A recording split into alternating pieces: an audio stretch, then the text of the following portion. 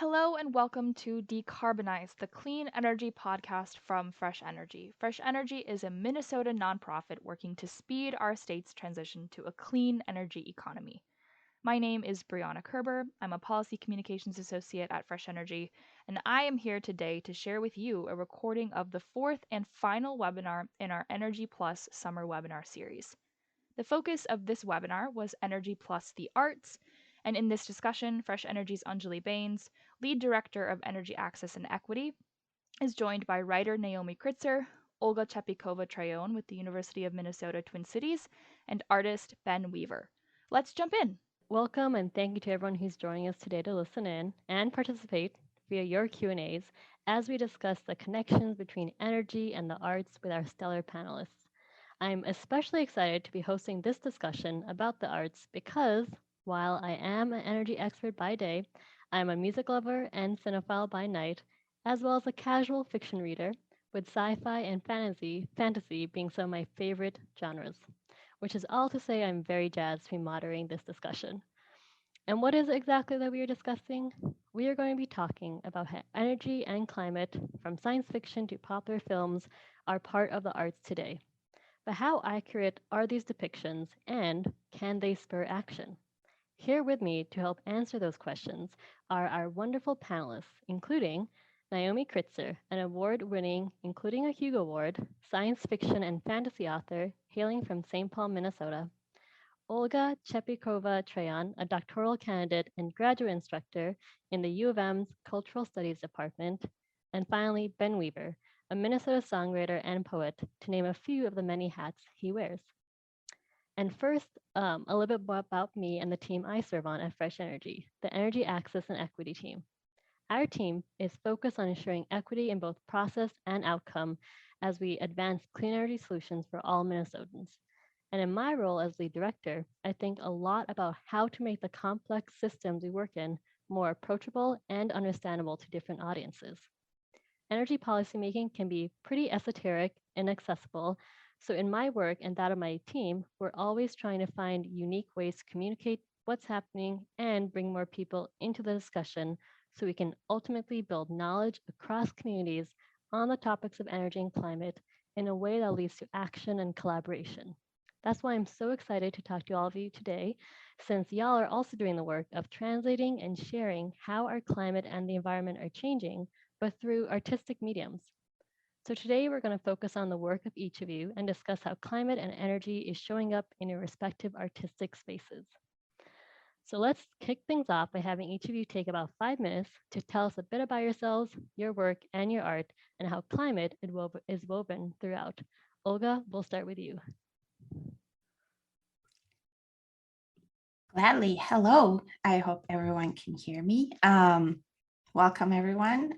It's nice to see my panelists, and it's nice to imagine that there's an audience in the Zoom room here too.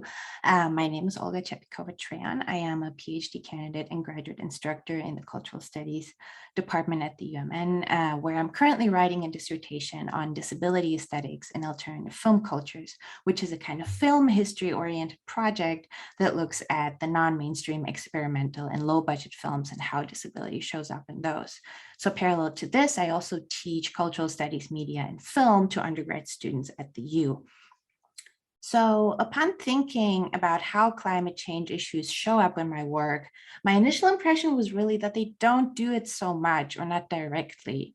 However, having thought about this more in preparation for today's panel and looked over my materials and things like that, I began finding more and more instances where climate impact and climate awareness are quite frequently a kind of side character or a subtle motivation for a lot of the topics that are at the front and center of the films.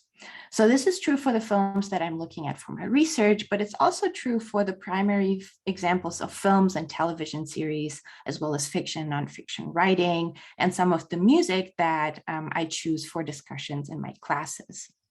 To give a few brief examples, in my research, some of the historical, alternative, and underground and low budget films that I'm looking at often present pollution and kind of experiments with toxic chemicals in the name of progress and innovation, as it is a common narrative. as primary factors in the ways that future Earth populations of humans and animals too are marked by bodily changes, and these bodily changes will be often presented as so-called deformities or birth defects, or reversely are presented as a kind of new step in human evolution. So these are kind of topics that filmmakers are very aware of, even on the very low budget end of filmmaking that I'm interested in.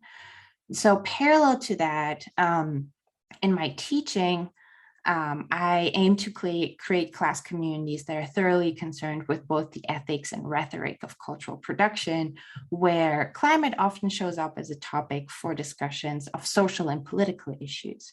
So my students and I in classes talk about the ways public discourses, which is, for example, really any kind of information that is discussed and relayed in a public forum, frame topics like climate change and climate awareness.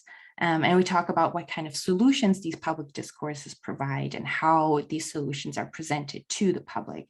So for instance, we are wondering and kind of inspecting texts for whether or not they put the kind of responsibility of solutions on the individual or on the industry. And in the same vein, we talk about whether personal behavior is a climate issue or is government regulation a climate issue? Is it supposed to be more or less regulation and things like that? But then we also talk about what kind of image these public discourses attach to various actors in this kind of constellation of issues. So what is the image of polluters in the kind of public discourses that we're looking at? What is the image of the critics and activists that are trying to push back against pollution in the public forum? And so the motivation behind inspecting these issues from a variety of perspectives is to critically interrogate the ways that we are presented with this information, and also think about how this information is sinking into our knowledge and what we do with it from there. Thank you. Wonderful. And that was really interesting. You mentioned the idea of how these stories are demonstrating who holds the power and responsibility over pollution, because I think that is something that is so key and core to the solutions and the future media, is that it is, you know, as much as individual actions matter, it is as much about regulations and the systems, even more so. And so that's really fascinating that you all are making those connections. Next, we're going to be handing over to Ben. Ben, take it away. Okay, can you hear me? Okay, there's something that I'm not good with computers. I'll be transparent. Well, I like to delete my self view, but I don't know how to do that on here. So I got to look at myself while I'm talking to y'all. I can't even see anybody that's out there. Hello. Gosh, I don't know. I've been doing lots of different things for a long time. But in around 2009, after touring and playing music in pretty traditional ways, going all over the place and being in vans and airplanes and playing in clubs, I just became really sort of disoriented and not happy doing that. And it didn't feel like the way that I was making music and the spaces that I was performing in, I felt like they had anything to do with what my songs were about and my poems and what was in my heart. And so I took a break for a while, and then had this idea to start riding my bicycle. So it kind of came out of some quiet time and started putting together these routes that connected different bodies of water in the Midwest, and played shows some of which I organized in advance, some of which I didn't, with different communities, and trying to talk about land, water, and just our relationships in general. And so it's been a long time now of just moving at the pace of the land with my work, I guess is how I think of it, and listening to people that I meet and stories, and really seeing that a lot of the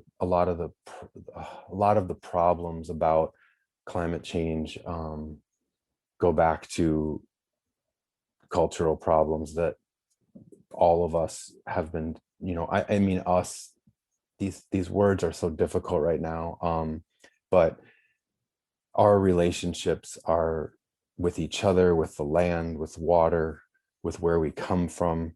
I think no matter who we are, that's something that everyone is thinking about and asking questions about now. And there isn't space in the public discourse to talk about that. There isn't space that feels safe. There isn't space that feels that it's not just extractive, that it's not curated, that it's not highly like sort of someone's paying somebody to do something. And I mean, on funny, that's what we're doing here. And there's nothing wrong with that. But like, I was looking at spaces and trying to figure out, how do you make room for art to be a thing that is actually part of creating new culture, rather than art being a thing that perpetuates the existing culture that's so tangled into so many of the problems. And like, how do you just make space for people to talk about what's in their heart, about what's going on? How do you make space for us all to be broken together instead of pretending that someone has a solution, or when somebody knows the answer? So I've been working with a lot of different people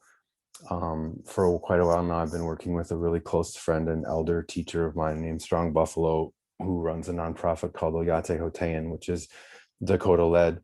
And we've been working through a multicultural lens, bringing different perspectives together and different teachers, and making space and helping open space for people to hear each other. And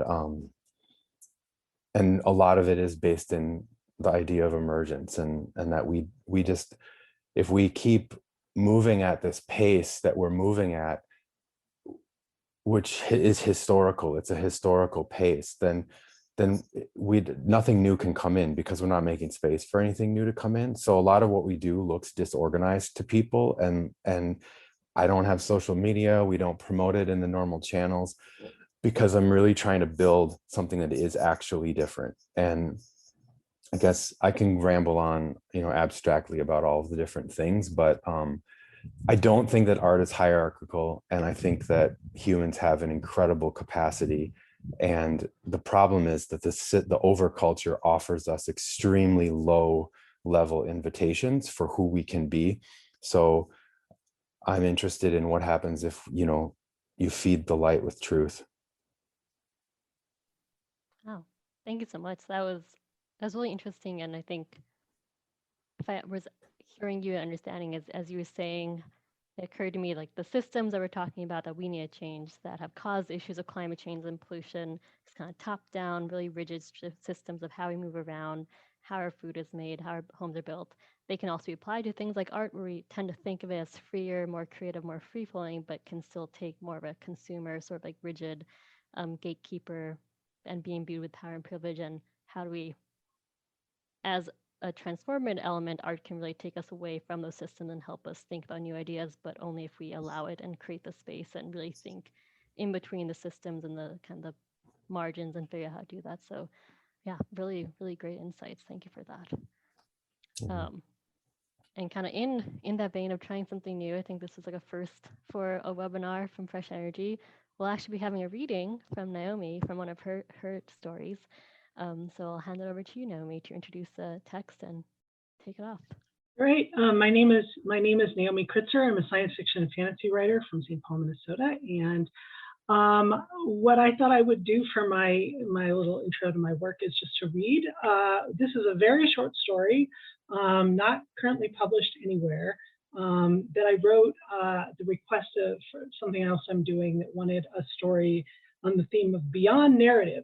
So this is a story that is told in the form of a recipe. And my family makes notes in our cookbooks, like we just, we take a pen and we write down the changes as we make them, so that we can remember future times when we make a recipe what we did. And so this is a recipe where somebody is doing that, where multiple people are doing that. So I'm going to be telling you where like handwriting is and when the handwriting changes and stuff. So the title is Banana Bread Crossed Out, Pumpkin Bread Crossed Out, Comfort Bread. 3 to 4 medium, very ripe bananas. And then in handwriting it says, this recipe was created with Cavendish bananas before they got wiped out. If using Manzano bananas or other tiny variety, use 9. February 2042, made with Manzano bananas as treat for Gina's 12th birthday. 1 cup sugar. February of 43, if sugar hard to get, reduce to 1/2 cup. November of 43, substitute 1/4 cup maple syrup. Larkin will give you a jug if you help boil sap. 1/3 cup margarine or butter softened, or any neutral oil. 2 eggs, or 2 flax eggs / other egg substitute. 1/3 cup water. 1 2/3 cups all-purpose flour. February of 44, tried cornmeal due to flour shortage, do not repeat. February of 44, buckwheat worked, heavier than normal flour, but okay. August of 44, Gina tried with rice flour, was okay. Different handwriting, this is Gina's handwriting. August 44, was not okay, very dry and weird. First handwriting again. December 45, don't buy buckwheat flour from Glenn, he doesn't mill it right or cuts it with something. June of 47, Gina's handwriting. Glenn's acorn flour does at least bake into bread. November of 47, ground those dried puffball mushrooms Gina foraged into flour. Everyone said they liked the results. Gina thinks they were just hungry. July of 48, used the first barley flour from the winter crop for some maple squash bread to celebrate making it through the last year. 1 teaspoon baking soda, Gina's handwriting. Tom makes reliable baking soda and will trade it for occasional baked goods. 1 teaspoon salt. December of 44, used a nutmeg grater on that Himalayan salt lamp. Resulting salt worked fine. 1/4 teaspoon baking powder. Can substitute extra tiny pinch of baking soda. Directions.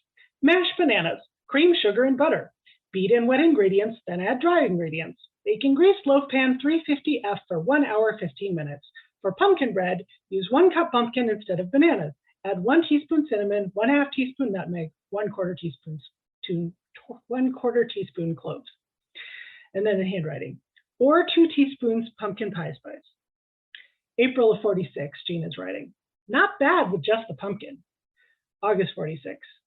Tried with finely ground dried rosemary, was not a fan. November of 46. Tried with juniper. Better than rosemary at least. November of 48, Gina's handwriting. 1/4 teaspoon dried ground ginger. Jackie grows ginger in pots and will supply a small jar of dried ginger to everyone who helps move her plants into the greenhouse for the winter. February of 49. Tom gave Gina some Texas cinnamon. Really is best with 1/4 teaspoon cinnamon. July of 46, Gina's handwriting. Tried with solar oven. Ugh. July of 46, the original writer's handwriting. Solar oven instructions, you just need to be very, very patient. Recipe said 3 hours, took 5. Maybe it wasn't sunny enough when Gina tried. Do the skewer test, just leave in as long as it needs. Dutch oven, more predictable. August of 46, Gina's handwriting. Zucchini option, 1.5 cups grated zucchini, 1/4 cup maple syrup. Do not omit maple syrup or the bread will taste like side vegetables. November 46, Gina's handwriting again. Squash bread. Louise says canned pumpkin was acorn squash all along and she was right. Make with acorn squash. Carrot bread, August of 50. 1.5 cups finely grated carrot, 1/4 cup maple syrup, way better if you can get cinnamon. Apple bread, September of 52. 1.5 cups grated apple, 2 tablespoons maple syrup, 1/4 teaspoon cinnamon. Cinnamon showed up from Texas just in time to bake this to celebrate Samantha's arrival, September 23rd, 2052. Congratulations, Gina and Tom. Beet bread, September of 56. Gina's handwriting. Like carrot bread but pink, made for Sammy's 4th birthday. 1.5 cups finely grated beets, 1/4 teaspoon cinnamon, 1/4 cup maple syrup. Was pretty good. Mom's handwriting again. Turnip bread might have worked with more maple syrup. And then Gina's handwriting. Let's not delude ourselves into wasting maple syrup on another try. And then another handwriting entirely. March 2093. This was my grandma's special occasion bread. She always made it with maple syrup, buckwheat flour, and cooked acorn squash. Works fine with canned pumpkin and 1/2 cup sugar. Cut buckwheat 50% with all-purpose flour. Increase cinnamon to 1 teaspoon. Cool before slicing, share with friends. And that's the end of the story. Wow, That was really fantastic, Naomi. Really creative, and I mean, I would love to, if we have a couple minutes here, I'd love to have you sort of share what inspired that, and what sort of the meaning, if any, you would like the listener to take away from that. So essentially, I thought for a long time about like, so we make notes in our cookbooks, right? And sometimes we substitute ingredients, sometimes we substitute because we're out of something, sometimes because something's hard to get, sometimes just because we think it might be better with this other thing. And so I thought about like, if you, if somebody a generation out picked up one of our recipes, and if something wasn't available anymore due to climate change or due to other environmental stuff, like bananas are genetically, they're all clones. Basically, the bananas we have are single variety. They'd be very, very vulnerable to like just getting wiped out. So that's how the story starts, is that like banana bread has become like way more difficult to make because bananas have become much harder to get. And like, and then, so the story tells us, I mean, the recipe changes tell the story of like civilization, like kind of falling off a cliff. Things have gone really, really wrong somehow. And a lot of the things that we take for granted are much more difficult to get. And then slowly, like, things kind of come back. And like by the end, you're seeing people talk about how like, you could just use a canned pumpkin again, instead of talking about like, what you can grow and use, what you can like, how, and of course the cinnamon is now like at the end of the story, you just put in a teaspoon because you're no longer treating it as a special, precious, special occasion thing. But I did a bunch of research into like baking spices that you might use to flavor something like pumpkin bread or banana bread. Like what could we grow like close to home in Minnesota? What would we be able to grow domestically if like imports just stopped being a thing? We could not grow cinnamon. Well, I think there's cinnamon growing in the conservatory over in like Como Park, but like that would not be like, that would be very, very limited quantities. So, but ginger, you could actually grow ginger here. You just have to like baby it. So anyway, so that was sort of like, that was where I was trying to tell the story of like, of a disaster told through food and told through like the notes people were taking in the moment. And I hope it was possible to follow. The dates jump around a little the way they do when you're taking notes. So yeah, I mean, I'm sure it's even, I think the fact that you even said it aloud and I was able to follow that arc you mentioned, I think the fact that you even references barter economy, that's clearly sprung up after something, you get the sense that something has failed, the infrastructure has fallen apart, and then there's this more community-based way of trading foods and helping each other out and trying to figure out how to make things as treats for people in these kind of hard times. And that definitely comes through. So thank you so much for sharing that. Wow. So I feel like we know each of you so much better and drives each of you much better as well. We're going to transition now to a roundtable conversation. I have some questions I want us to tackle here first, and then I know we'll be getting some great questions in the Q&A, which is also my reminder to the audience to ask away using the Q&A feature at the bottom of your screens. It should be right by the chat button. There should be a Q&A button as well. So this is a part where I ask each of you to zoom out a little bit more and make some generalized commentary on your respective fields. I'm interested specifically in your perspectives as established artists and creatives. So Olga, we're going to start with you again. In our planning conversation, you mentioned the film industry's rising consciousness and self-consciousness about energy conservation and environmental impact. I'm sure you've seen this both in your research and hearing from students in your classes. So could you dig a little bit deeper into that for our audience? Absolutely. I'm so happy to do that. So as a film scholar, I'm interested in both the contents of the films that we watch, but also to a great extent in the kind of behind the scene mechanics of the industry and then the technologies that are used to actually make the films. And so the general gist that I'm getting from my students whenever environmental concerns about filmmaking specifically come up in conversation is that their go-to opinion and kind of perspective is that digital filmmaking filmmaking has greatly reduced the environmental impact of the film industry. And there are important reasons for this intuitive suggestion that the students are making. And so on the one hand, when we think about the materiality of filmmaking, which is concerned with the actual physical materials that are involved in filmmaking procedures, we know that there's a historical trajectory from using analog film stock and kind of photochemical development processes to digital filmmaking. And we know that traditional photochemistry has been a great kind of environmentally destructive phenomenon, that photochemistry is toxic, it's pollutive, and although film stock is not or no longer really the dominant or preferred format for the kind of larger scale entertainment industry production procedures, we are still feeling the environmental impact of these procedures that have been going on for about a century. So that said, the switch to digital filmmaking is not a magical cure for this, because a lot of what is being overlooked in this perspective is that since the digital equipment that is needed for film production also relies on kind of same but different photochemicals and other toxic chemicals that are involved in creating digital technologies, and also these devices are using up a vast amount of energy.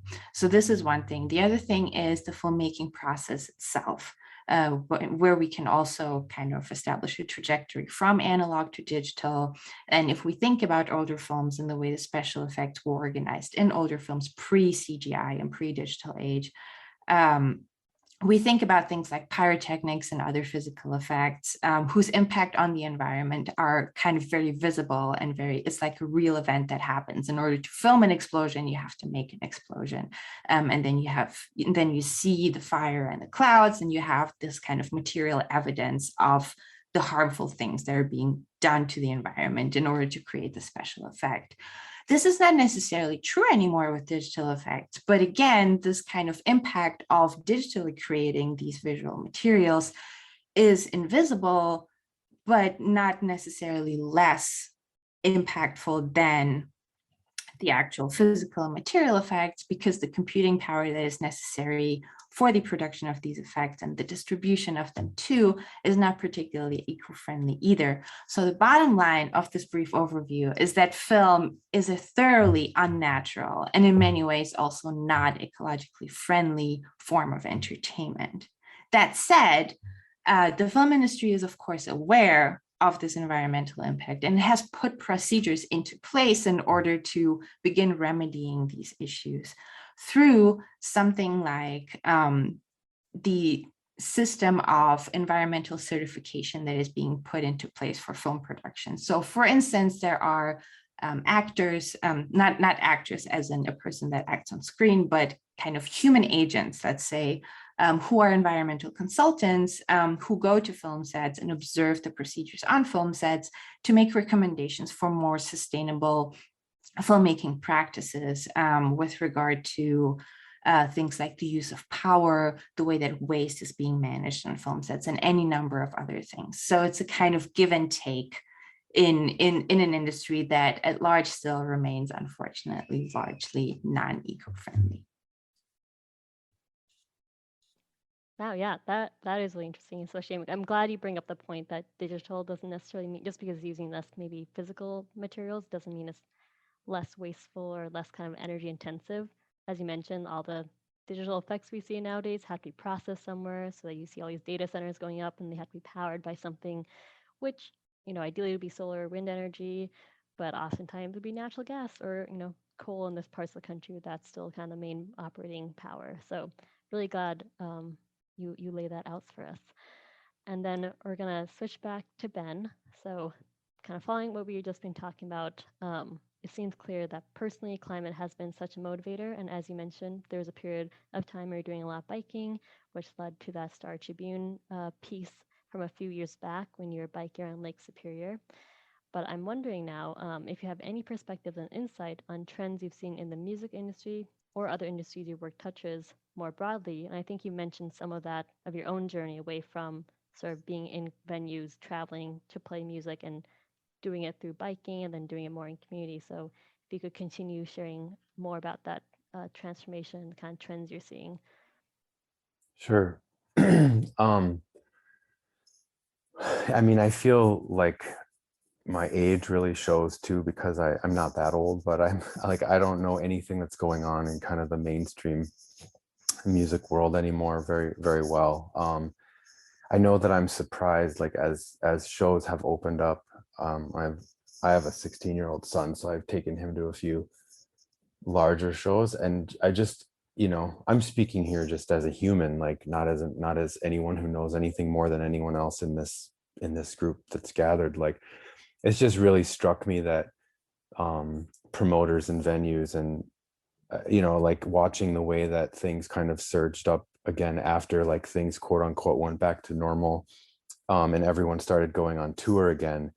It's like, it was like, that's almost one of the greatest testaments to the fact that like you can use a bunch of language and you can talk about a bunch of stuff, but like if you're still getting in a tour bus and you're still bringing like a huge road crew, and there's like an enormous amount of comfort and privilege in people who have reached the level of notoriety that most people think of when you go to a concert. And I totally am cool with being someone who sounds like I have a negative opinion of those people. I more am just critical of like, at what point are we really truly going to decide to make different relationships? And like, that's not something that I have control over for anyone else. And I've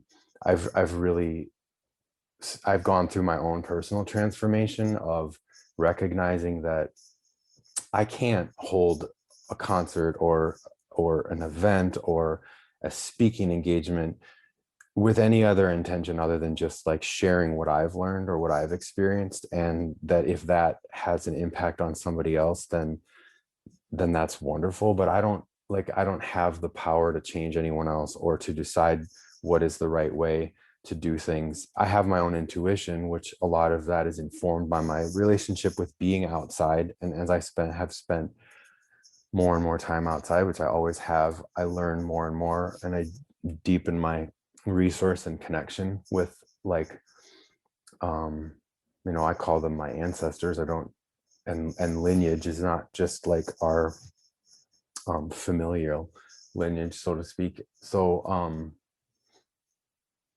when I look at the music industry now, like I just don't really understand like why people aren't making more. There's like these kind of greening things where like Pearl Jam has like zero waste or whatever at their concert, but it's sort of like, if we set the whole city up with solar power, that's like, maybe we need to do that because it's a short-term fix, but all the solar power in the world doesn't change the relationship. And if the relationship is extractive and not reciprocal, then it doesn't really matter. And so I think that's something that I have a lot of just personal grief around, this intuition that you can work. Actually, there's a really great Anishinaabe scholar named Kyle White who wrote a really important article called Climate Injustice. And he looks at, you could go as fast as you possibly can to lower the carbon to below 350 parts per million. And maybe you can do that. Or you can look at what is the work that needs to be done to do reparations and to do the healing on a cultural level. That's going to take way longer. But the difference in outcome is that if you race to lower the carbon to below 350, then you still have all of the same broken relationships between people and land and water. And if you go the route of reparations, then that might take a lot longer and there may be way more carbon in the atmosphere, but at least you have an intact culture that you can then face whatever is going on. And I think that speaks really loudly to me about truth. And like, so that's why a lot of just sort of mainstream culture, and especially in the music industry and in the outdoor world, don't resonate very loudly with me, because I don't see a lot of people I don't see enough people taking really radical steps. And I know there are lots of people doing things out on the edges, and so that's where I'm more curious and interested in sort of like what's happening despite all the impositions of the driving culture that still just like won't let go.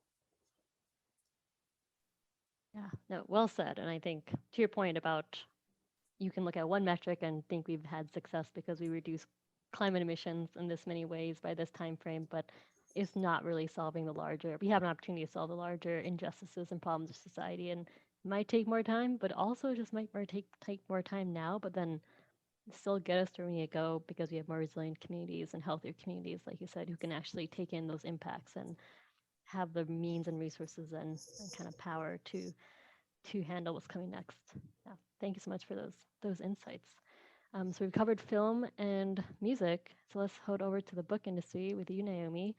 You've been a sci-fi and fantasy author for more than 20 years and have a Hugo, Lodestar, and Edgar Award under your belt, not to mention a Minnesota Book Award. So what are your perspectives on the sci-fi and fantasy genres? I know there's even a new genre out there nowadays called cli-fi that may have always existed, but has gotten its own name now. Yeah. So science fiction fictionally has been grappling with climate change for a really long time. Marge Piercy's He, She, and It, published in 1991, had a had a warmed world as just a backdrop. Like that was part of what was going on in the story. And then increasingly, I think writers are writing about either a world that is warmed or a world that is mitigating, or both. There's a book and it's frequently, sometimes it's just as part of the backdrop of the story. I read a book recently called The Space Between Worlds by Micaiah Johnson. And that's a world in which global warming is just, has happened, and they are living with the results in the story. But there's a book that just came out called The Half-Built Garden by Ruth Anna Emrys, which is a book in which repairs are being made to the world. It's a half-built garden because they're not done, but like humanity kind of got together and is cooperating and is, working to, repair the harms done to the world. And that's when the aliens show up and are like, actually, we think we should just move you out completely. And so it's a story about sort of a fight over like, do we keep trying to fix things? Do we keep working together, or do we just say like goodbye and go up to the stars, which is what the aliens think we should be doing? And that, I haven't read it yet because it just came out, but I heard an excerpt read at a convention I went to a couple months ago, and I highly recommend it as for anyone who's interested in like science fiction and climate topics, because that's very much what this book is about.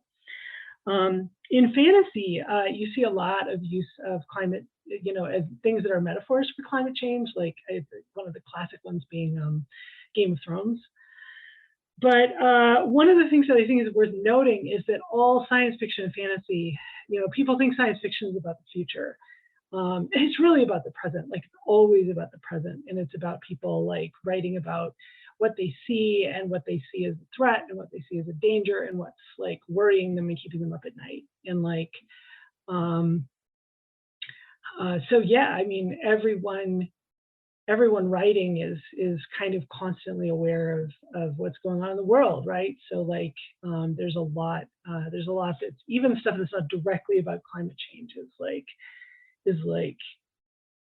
grappling with a world where it's happening. Yeah, well said. I think I was reading Blade Runner, or the original book, Do Androids Dream of Electric Sheep, and it so much had this like post-climate change, where if something's happened and the world is polluted and all the rich people have left the earth and everyone else there's like some people who's left who can't leave. But yeah, to your point, it's as much about our present as it is about sort of imagining the future. So, well. And just to address something I see in the chat, The Space Between Worlds came out just a couple years ago. It came out in like 2020, I think. The 1991 book is called He, She, and It by author Marge Piercy. Awesome. So thank you so much, Naomi.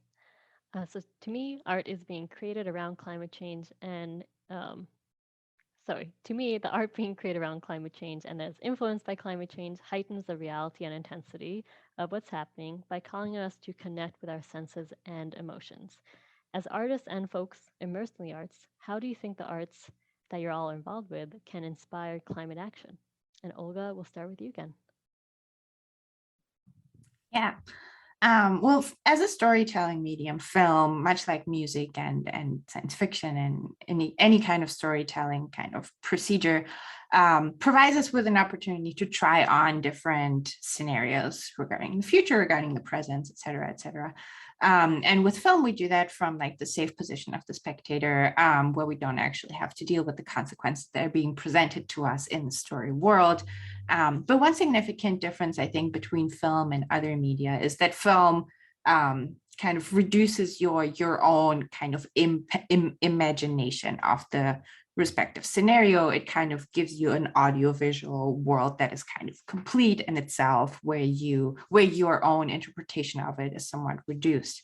That said, across the board in the kind of film storytelling trajectory and history, I think it would be fair to, for the sake of conversation and argument right now, to set up a dichotomy or trends that are kind of happening in this environment of storytelling. And one is the kind of human-centric way of storytelling about environment and climate, which is a cultural interpretation of the issue, which means that these narratives will be more concerned with the effects of ecological decay on the quality of human life.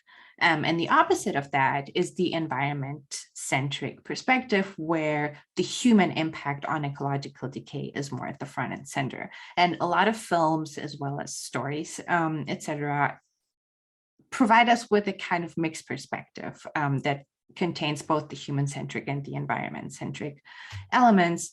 And these exist across the board of film genres that comment implicitly or explicitly on environmental impact.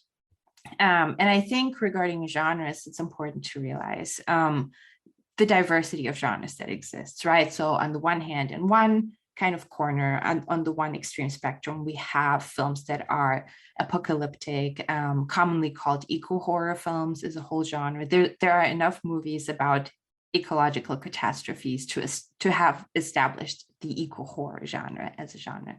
Then at a different point of the spectrum, we have, of course, the documentary films that are, attempting to show us the truth of the actual change that is happening in the world, that is not kind of modified in one way or another.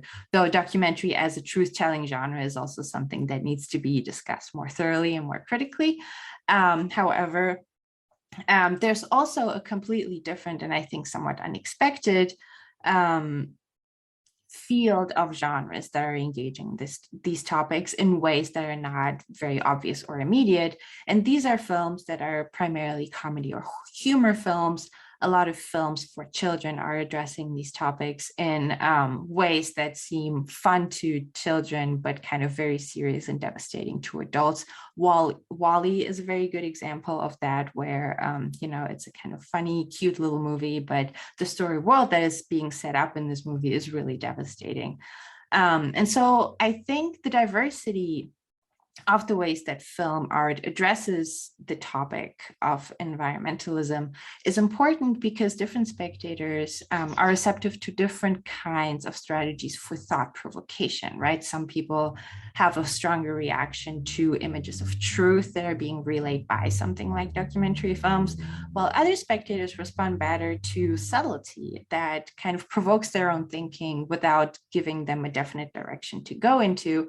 And it motivates spectators to, embark on a journey of self-education on a topic, and maybe, results in certain changes of behavior without, precisely because the people are not feeling like they're being told that they need to do things in a certain way or another. Oh, yeah. And I think what you were saying about how different people have different ways of taking information and different things that motivate them, whether it's satire or kind of quote unquote truth telling in documentary, or something more kind of ambiguous and metaphorical that'll let them ponder. I think that's really important to understand, because I'll admit I'm not actually. I've always wondered if because we're in this space, working in this space day in and day out, I'm not someone who particularly enjoys watching movies that is directly about climate change or environmental destruction. So when Don't Look Up came out, there was many reasons I didn't particularly enjoy that movie, but I remember watching it and feeling incredibly anxious during all of it, even as my family was finding it like darkly humorous. So yeah, there's a really good point that people take in different things differently. So Ben, we're gonna go over to you and the world of arts and music that you're part of. How do you think the arts can inspire climate action? I think one of the biggest things is just imagination. And like I said earlier when I was introducing myself, just the concept of emergence and what do we do in our lives that make us walk to work a different way, or like get out of bed on the other side, or whatever cliched simple things even that you can change that make you look differently at what's in front of you.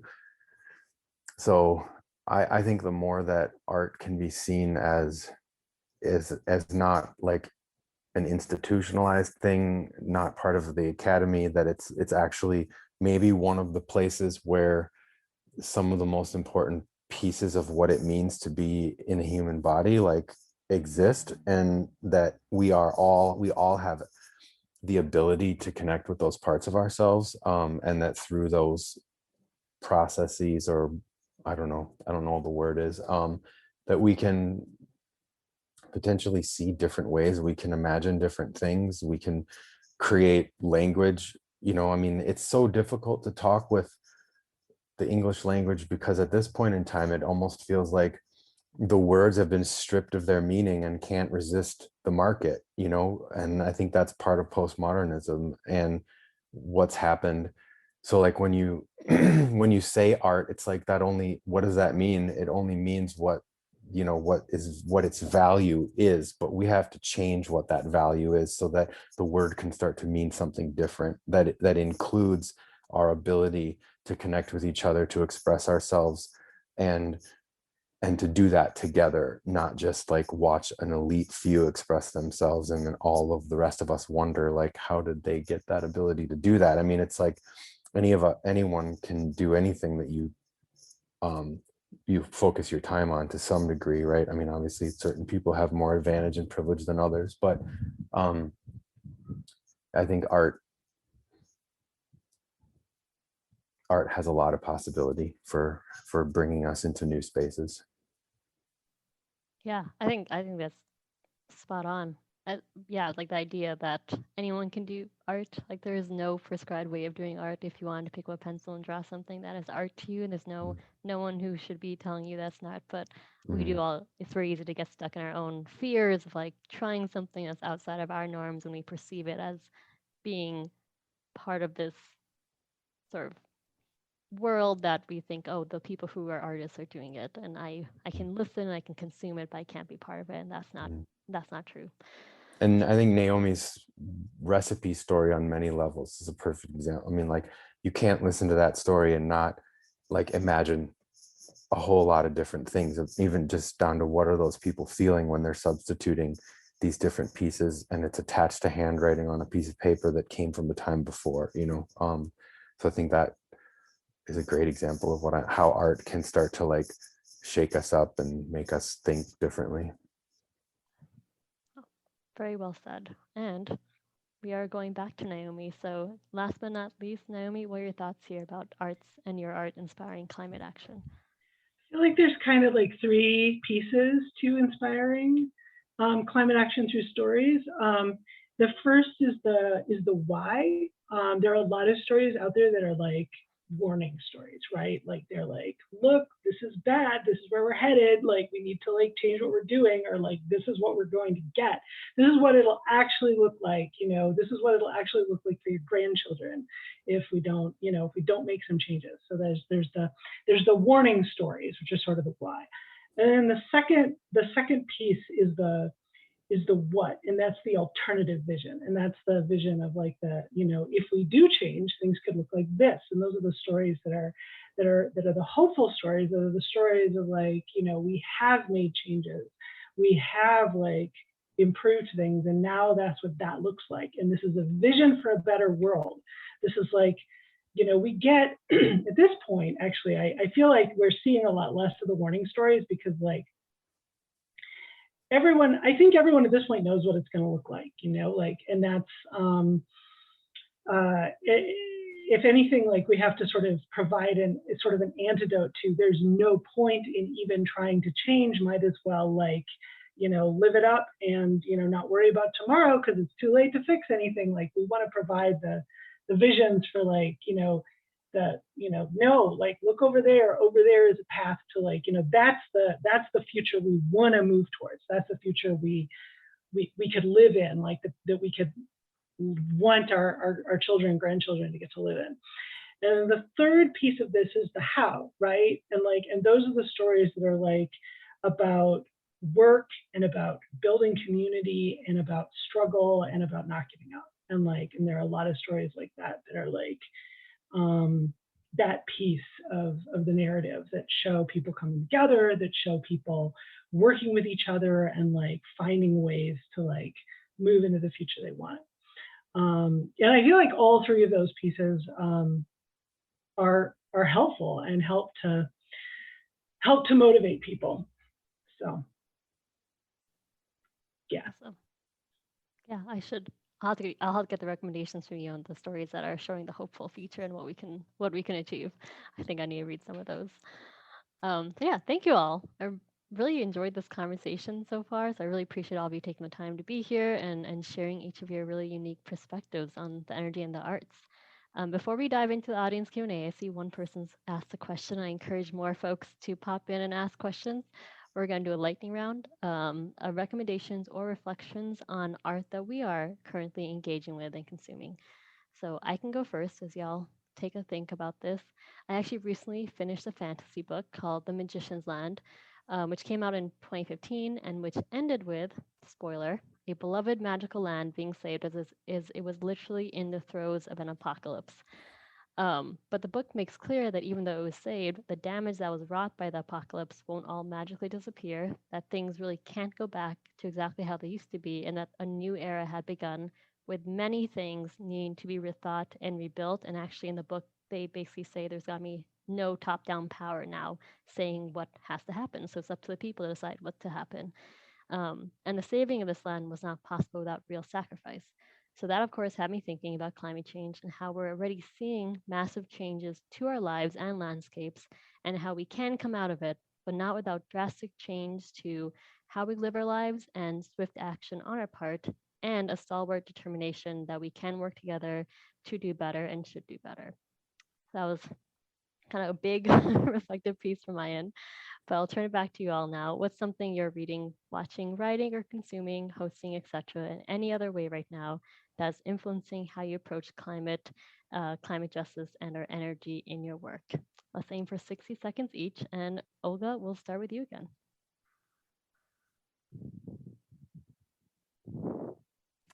I remembered to unmute myself. Sorry about that.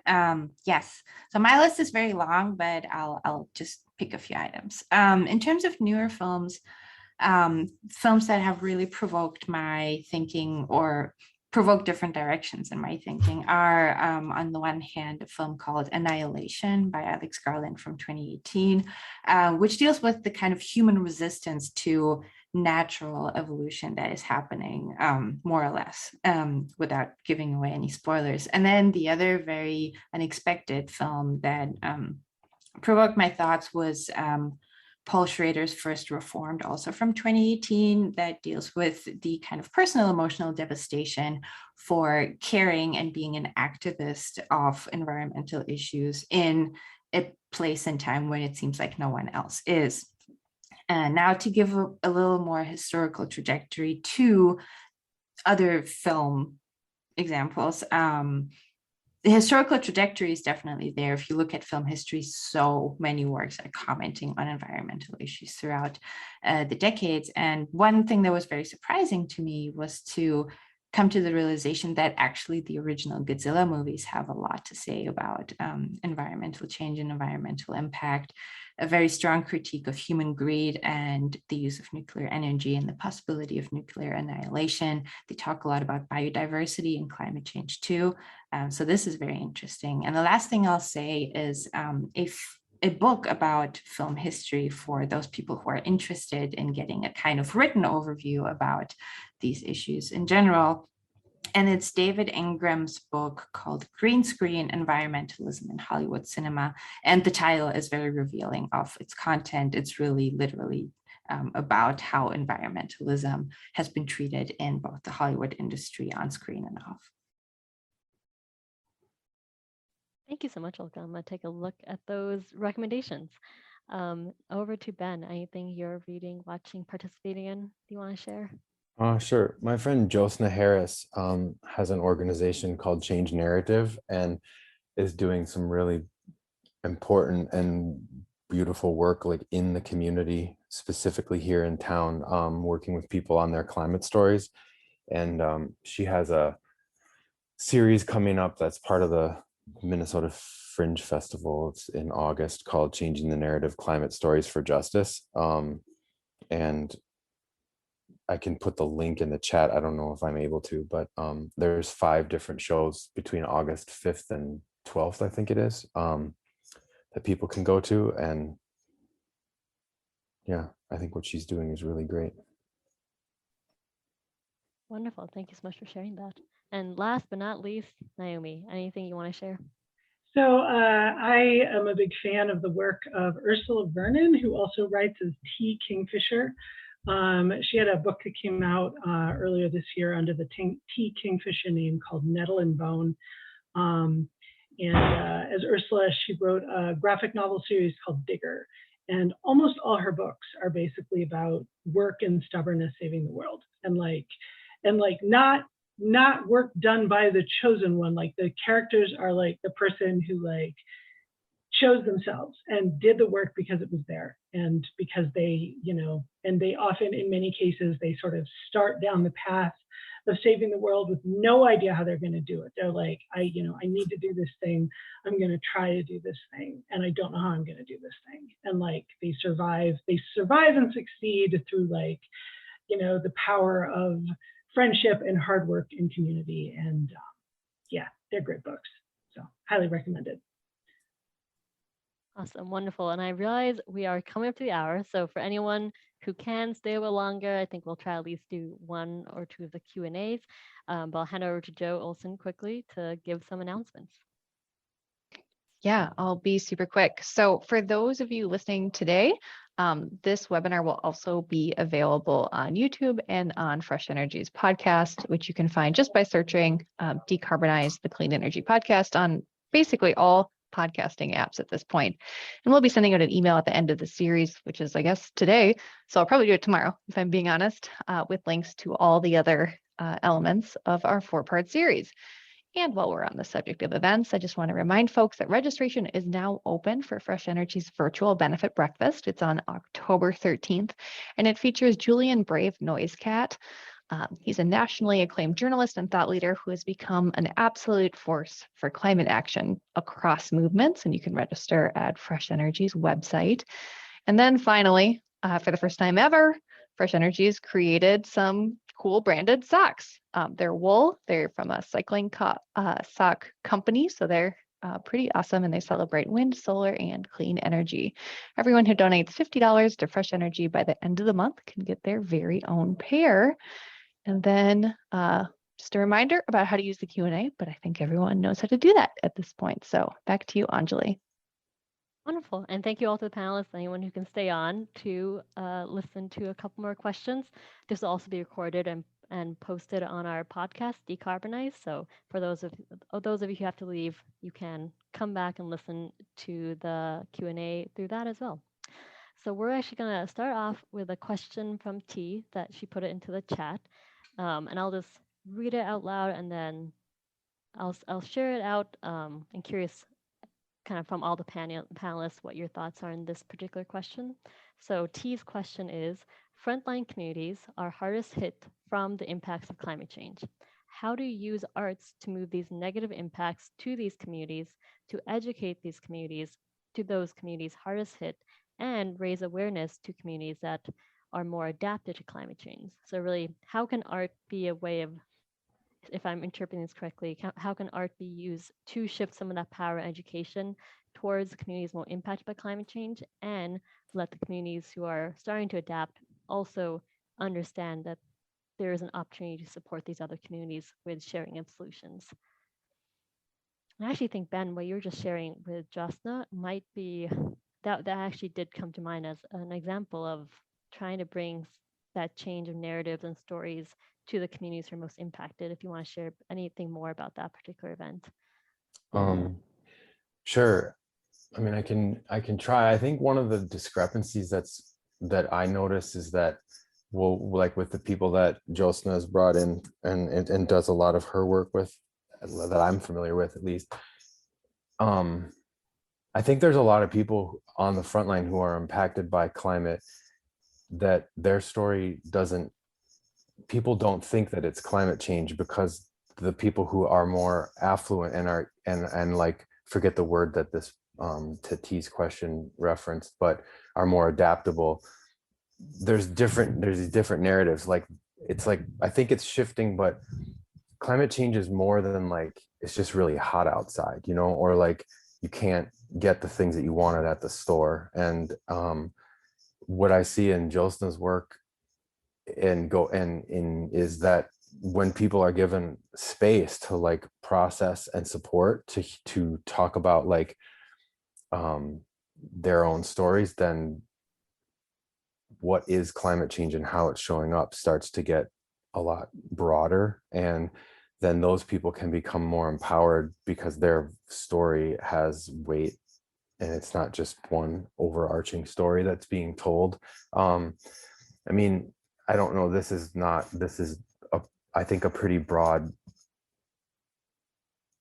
response, but I guess I feel like there's not enough white-bodied people talking about how you know, racism is, and like, I'm going to use Resma Memikin's language here, like white body supremacy is a humongous part of the systematic things that continue to move on. So for people in more affluent and who have resources, financial resources, to be able to adapt, like, they also, I think, need to be doing the cultural work to understand like how they contribute, how their power situation contributes to the problem. And I think that's where storytelling, I think in both areas, storytelling is potentially one of the strongest art forms to help people see and understand, because then it's not, well, it's honest, I guess, and story can go wherever people are.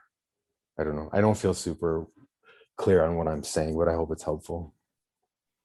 Yeah, I think it is helpful, and it's not necessarily something that has like a point A to point B Right. response. So I appreciate that response.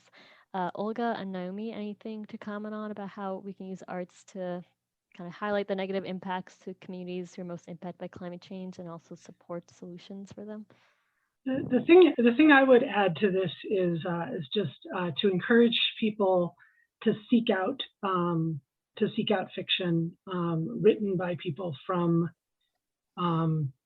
other communities. It's fiction, and there's, you know, fiction that was written by people who like are, you know, living on the front lines of climate change, who are not white, who are not American, and there's a lot out there, but they're when you're coming from a position of like not a lot of privilege, your work tends to get less attention. And so I feel like sort of the thing I would recommend here is that people seek it out and talk about it and recommend it to friends and things like that. Great, thank you. Olga? Yeah, I think it is not a bad idea to start using the rhetoric of overdevelopment in a lot of the ways that we tell stories about, the hierarchical arrangement of people who have access to a comfortable life that at the expense of very environmentally non-friendly issues. But while this is one kind of rhetorical move, I think a general kind of education about also the complexity of how entangled and global this issue has become, and that communities of affluence versus communities of destitute in different places who are all still affected by the same thing experience these things in very different ways. And I have been thinking very hard about, like, do I know, like, specifically in the filmic realm, do I know examples that are addressing these kinds of issues? And maybe this is the limitation of something like film, right? That you can't really actually grasp it in an adequate way in the amount of time that people are willing to give their attention to something like the medium film. But I think, yeah, through rhetoric and certain words, it would be a good start to do that. Wonderful. Thank you all so much. And last question here from Noelle. Have any of you seen any good examples of artists using public art installations to engage the public about climate change or sustainability? Any public art installations y'all have come across, I guess either in Minnesota or anywhere else if you've traveled recently? I have a good one. My friend Marina Tesplina, who is a disability focused artist in New York City, and it makes puppets that are specifically focused on embodying disability. She calls them disabled puppets. There's a forest that we've been working on up in the northwest corner of Montana in the Yak Valley. That's one of the last, like, very unique old growth forests that's now slated for clear cut. And she made this beautiful puppet that was all made out of natural materials and took it up there and installed it in the forest. And it was actually on the cover of Orion magazine from, I think it was like last winter. I can't remember, but you can go look at Orion magazine. And it was the edition of that magazine that was all focused around disabled ecology. So there's some really interesting stuff there. That was not necessarily public in the sense that people could go visit it because it was in a really remote place, but she's doing a lot of engagement in New York City, connecting climate and forests and disabled ecology. So that comes to mind. Awesome. Thank you so much for the recommendation. It looks like Joe managed to find a link and put it in the chat for anyone else who wants to follow up with that particular artist. Naomi or Olga, any public art installations you've come across? I can't think of any. I love public art, and but like, if you ask me what have you seen that you liked, I'm like, yeah, I have no idea. Sorry. Yeah, I'm the same. I'm really not plugged into the public art scene locally or really regionally or anything like that. But one thing that did come to my mind in response to this with regard to film is not necessarily something that's publicly available, but something that was very interesting for me to learn about in terms of thinking about the kind of conundrum of, like, so I'm against my better judgment, I'm really an analog film affiliate. Like, I like playing with Super 8 cameras and all that stuff. And I was part of a kind of group where we got an opportunity to try out different organic ways of developing chemical film stock. So in theory, it is possible to actually, join those two things. There's also like film development with beer and a lot of other kind of funky ways. But there are ways that you can actually engage this medium that is supposed to be super toxic in like more eco-friendly ways. And I know one of my friend film artists from the Twin Cities, whose name is Sam Houlihan, has a lot of expertise and knowledge about this topic. So I would recommend looking to his art maybe also. Wonderful. Thank you so much. And I know this exhibit has already closed and it's not public art installation, but I know someone at Fresh Energy had gone to an exhibit at the American Swedish Institute that was very specifically about climate change. The link is in the chat, although I think it is over, but that was probably the only example I could come up with. um, anyway, thank you all so much for joining us here today. On behalf of everyone at Fresh Energy, thank you for attending part 4 of our Energy Plus webinar series. And thank you especially to our panelists, Olga, Naomi, and Ben. Thank you for tuning in to the audio recording of our webinar. I wanted to give a special shout out to our Series Gold sponsor, Great River Energy, and our Series Bronze sponsor, Sunrun. If you are hungry for more information about Fresh Energy's work or would like to get involved, please visit fresh-energy.org for information.